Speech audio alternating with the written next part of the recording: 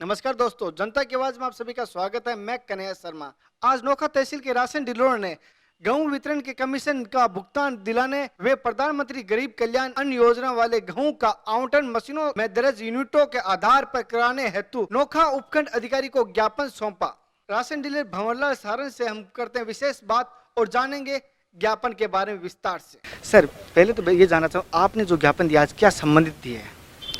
ऐसा है, जब से ये जो कोविड-19 स्टार्ट हुआ है तभी से हमारा कमीशन, गेहूं का जो वितरण का कमीशन है वो बकाया है और कमीशन दिलवाने के लिए हमने सीएम साहब को मार्फत एसडीएम के नोखा के ज्ञापन दिया है। ज्ञापन में विशेष कौन कौन सी मांगे रखी है आपने? ज्ञापन में हमारी मुख्य दो मांगे हैं। एक तो ये अप्रैल 2020 से हमारा जो कमीशन बकाया है वो दिलवाया जाए।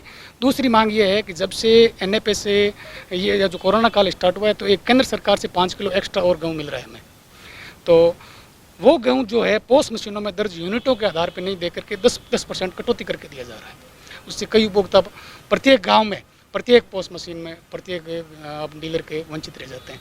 फिर वो डीलर पे झूठे आक्षेप लगाते हैं, डीलर चोर है, डीलर खा गया, डीलर मतलब डीलरों पे लगाया जाता है। डीलर इसमें क्या करेगा? जब उसको गेहूँ पूरा नहीं मिल रहा है तो वो कहाँ से देगा? मतलब जनता के सामने पारदर्शिता नहीं, आपका कहना मतलब ये है? बिल्कुल, हम बिल्कुल ईमानदार हैं, फिर भी जनता चोर मान रही है। क्यों? राशन कम मिल रहा है। जब राशन पूरा मिलेगा हमें तो तभी तो दे पाएंगे ना। राशन ही जब 10% कटौती करके दे रहे हैं, कहाँ से देंगे हम? तो जो वंचित रह जाते हैं उपभोक्ता, वो डीलर पे आक्षेप लगाते हैं कि ये खा गया। तो वो माल कम से कम पूरा मिला है, पूरा मिलना चाहिए। एसडीएम साहब ने आपको क्या आश्वासन दिया, क्या बिल्कुल बिल्कुल, एसडीएम साहब ने हमारा आश्वासन दिया है और सहयोग भी रहा है हमेशा प्रशासन का। तो लेकिन ये जो हमने मांग दी है साहब आगे रिकमेंड करेंगे। हो सकता है जैसे राशन डीलरों का आपने जो कहा है, पब्लिक सामने जो भ्रांतियां फैली हुई है, इसके बारे में पब्लिक को जागरूक के लिए आप क्या कहना चाहोगे? जैसे आपको और भी गाँववासी देख रहे हैं, 210 गाँववासी आपको देख रहे हैं। पब्लिक को मैं ये कहना चाहता हूँ कि हमारा काम है वो पारदर्शी है, ऑनलाइन है, कहीं भी एक क्लिक से सब कुछ देखा जा सकता है। डीलर चोर नहीं है। एक तो सबसे पहले दिमाग से ये पब्लिक निकाल दे कि डीलर चोर नहीं है। ये जो भ्रांति है ना वो दिमाग से निकाल दे, ठीक है ना? क्योंकि ऑनलाइन है, मैं बिल्कुल सबकी तरफ से कह रहे हैं, क्योंकि फिंगरप्रिंट से ना, फिंगरप्रिंट से माल निकलता है। ओरिजिनल उसका आधार लगाएंगे ना और उसका फिंगर लगाएंगे तभी निकलेगा माल, और उसका मैसेज भी जाता है उसके पास। इसलिए पब्लिक को मैं ये कहना चाहता हूँ कि सबसे पहले ये जो भ्रांति बना रखी है ना उन्होंने कि डीलर चोर है, उसको मिटा दें। डीलर चोर नहीं है और ईमानदारी से काम कर रहा है। जितना माल मिल रहा है वो सब पूरा का पूरा ऑनलाइन वितरण किया जा रहा है और कभी भी कोई भी देख सकता है। और कोरोना काल के अंदर गवर्नमेंट के आदेशानुसार हमने घर घर जाके वितरण किया है। चाहे टैक्सी भाड़ा हो, चाहे ट्रैक्टर ट्रॉली हो, चाहे पिकअप हो, उसका हमने वहन किया है, किराया घर से वहन किया है। कुछ नहीं मिला है हमने को, फिर भी कमीशन भी नहीं दे रहे।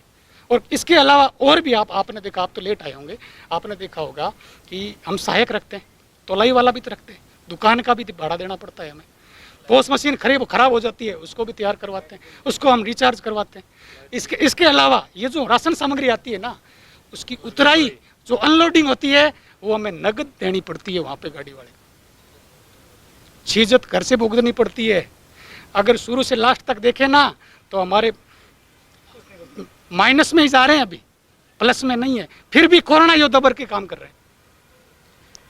जैसे कि उन्होंने जो ज्ञापन दिया और एसडीएम साहब ने इनको आश्वासन दिया है कि उनके जो उनकी मांगे वो पूरी की जाएगी। दोस्तों, अगर आपको लगता है ये चोर है या उनकी, तो पारदर्शिता करें। अगर हो सके, अगर फिर भी ऐसा कुछ लोग कहते हैं कि हमारे नाम से और कोई राशन उठा रहे, उनके लिए नहीं, ऐसा कुछ नहीं है, ऐसा कुछ नहीं है, सब ऑनलाइन है। ऐसा नहीं हो सकता, हो ही नहीं सकता ये कह रहे हैं। अगर फिर भी हो तो एसडीएम ऑफिस के लिए आपके सबके लिए खुला है। बिल्कुल, कहीं भी देखा राशन उठा ही नहीं सकता। क्या कह रहे हो? फिंगरप्रिंट के बिना कोई भी डीलर कस्टमर का राशन उठा नहीं सकता। जब तक कस्टमर का फिंगरप्रिंट मशीन में दर्ज होगा तो राशन उठेगा। उसने उठने के बाद कस्टमर जो मुख्य है, घर का मुख्य, उसके मोबाइल नंबर पर हिंदी में संदेश खुला लिखा हुआ आएगा, आपका राशन इतने किलो, राशन डीलर ये नंबर है, इससे उठ चुका है आपका। तो राशन डीलर का काम एकदम पारदर्शी है, साफ सुथरा सामने काम रखा हुआ है। आपसे जानकारी लाता हूँ पब्लिक के लिए, लेकिन आम जनता को जागरूकता मिले और जानकारी मिले। जिनका राशन बंद है वो कैसे शुरू करवा सकते हैं, कैसे चालू करवा सकते हैं?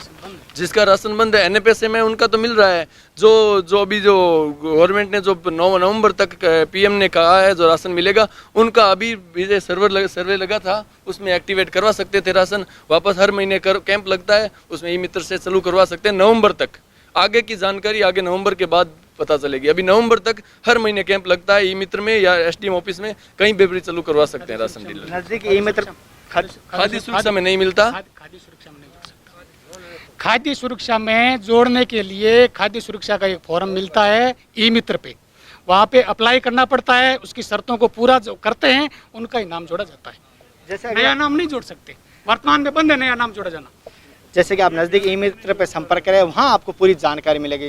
दोस्तों, हमारे द्वारा दी गई जानकारी कैसी लगी कमेंट द्वारा जरूर बताना। जय हिंद, वंदे मातरम।